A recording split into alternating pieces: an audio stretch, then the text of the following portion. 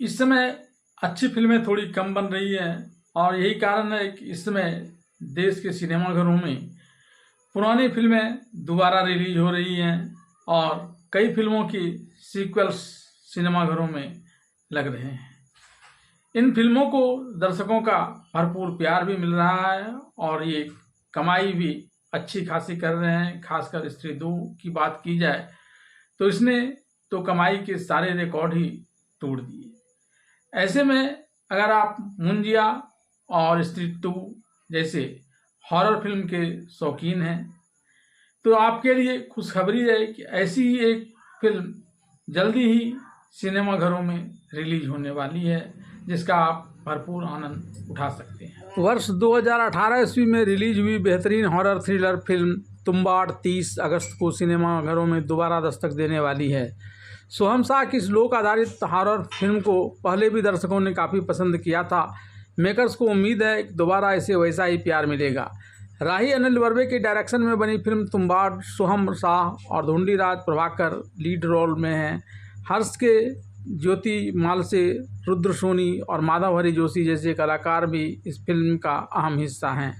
बात तुम्बाड़ के पुरस्कार जीतने की जाए तो तुम्बाड़ का प्रीमियर 75वें वेनिस अंतर्राष्ट्रीय फिल्म महोत्सव के आलोचकों के सप्ताह खंड में हुआ।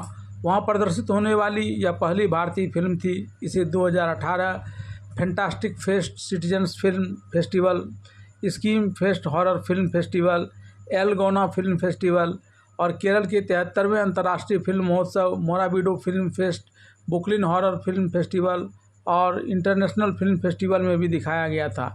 इसे 12 अक्टूबर 2018 को बहुत सकारात्मक समीक्षाओं के साथ रिलीज किया गया, जिसमें आलोचकों ने कहानी, उत्पादन, डिजाइन और छायांकन की प्रशंसा की।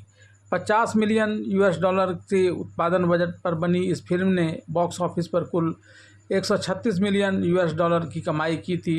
64वें फिल्म फेयर पुरस्कारों में तुम्बाड़ को 8 नामांकन प्राप्त हुए थे, जिसमें से 3 नामांकन सर्वश्रेष्ठ छायांकन, सर्वश्रेष्ठ कला निर्देशन और सर्वश्रेष्ठ ध्वनि डिजाइन के लिए थे।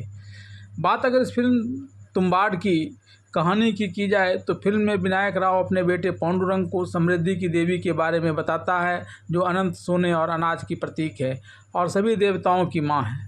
लालच में डूबी उसकी पहली संतान हस्तर ने उसका सारा सोना हड़प लिया, लेकिन जब वह अनाज लेने गया तो दूसरे देवताओं ने उसे नष्ट कर दिया। देवी ने तब उसे अपने गर्भ में आश्रय देकर उसकी जान बचाई, इस शर्त पर कि वह उसे भुला दिया जाएगा। हालांकि तुम्बाड़ के निवासियों ने हस्तर की पूजा के लिए एक मंदिर बनवाया, जिससे देवता भड़क गए और उन्होंने गांव को लगातार बारिश का श्राप दे दिया।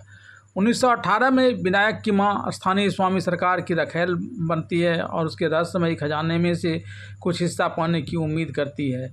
विनायक और उसका भाई सदाशिव एक राक्षसी बूढ़ी महिला के साथ एक अलग कमरे में जंजीरों से बंधे रहते हैं। जब सदाशिव पेड़ से गिरकर घायल हो जाता है तो उसकी मां उसे मदद के लिए ले जाती है।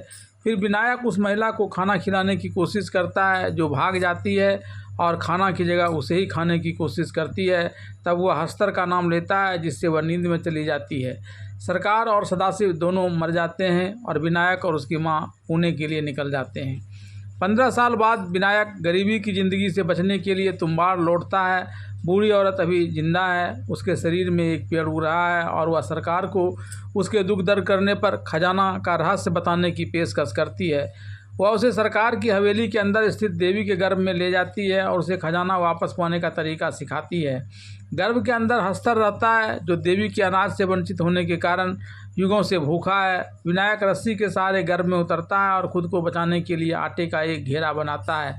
फिर वह हस्तर को आटे की एक गुड़िया के साथ फुसलाता है और जब उसका ध्यान भंग होता है तो विनायक हस्तर की लंगोटी से सोने का सिक्का चुरा लेता है और जल्दी से गर्भ से भाग जाता है। फिर विनायक उस महिला को जला देता है और अधिक सिक्के प्राप्त करने के लिए पुणे से तुम्बाड़ तक यात्रा करता है। उन्हें अपने दोस्त और साहूकार राघव को बेचता है, जो विनायक की नई मिली संपत्ति के स्रोत के बारे में सोचता है। वह विनायक का तुम्बाड़ तक पीछा करता है, जो उसे आटे की गुड़िया के साथ देवी के घर में प्रवेश करने के लिए प्रेरित करता है। हस्तर राघव पर हमला करता है और विनायक उसकी पीड़ा समाप्त करने के लिए उसे जला देता है। 1947 में विनायक लालच और पतन की ओर बढ़ जाता है और अपने परिवार की बिगड़ती जिंदगी का सामना करता है। वह अपने बेटे पांडुरंग को हस्तर के सिक्के वापस लाने का प्रशिक्षण देता है और उसे तुम्बाड़ ले जाता है। उसे चेतावनी देता है कि वह अभ्यास के लिए आटे की गुड़िया न लाए। पांडुरंग फिर उसे ले आता है, जिसे हस्तर उस पर हमला करता है, लेकिन वे दोनों बाल बाल बच निकलते हैं। विनायक को बाद में पता चलता है कि सरकार की हवेली को स्वतंत्र भारत की नई सरकार ने हड़प लिया है। हवेली खोने से पहले जितना संभव हो सके उतना सोना हासिल करने की उम्मीद में पांडुरंग हस्तर को कई आटे की गुड़िया का लालच देकर उसकी पूरी लंगोटी चुराने का सुझाव देता है। हालांकि यह योजना तब विफल हो जाती है जब हस्तर गर्भ के अंदर कई क्लोनों में बदल जाता है और उन्हें फंसा लेता है। अंतिम उपाय के रूप में विनायक अपने चारों ओर गुड़िया बांधता है और हस्तर और उसके क्लोनों के हमले का सामना करता है, जिससे पांडुरंग बच निकलता है। गर्भ से बाहर निकलने के बाद पांडुरंग का सामना विनायक से होता है, जो अभिशापित है, जो उसे हस्तर की लंगोटी देता है। पांडुरंग मना कर देता है और हस्तर का नाम लेकर उसे सुला देने के बाद उसे जला देता है और तुम्बाड़ से चला जाता है।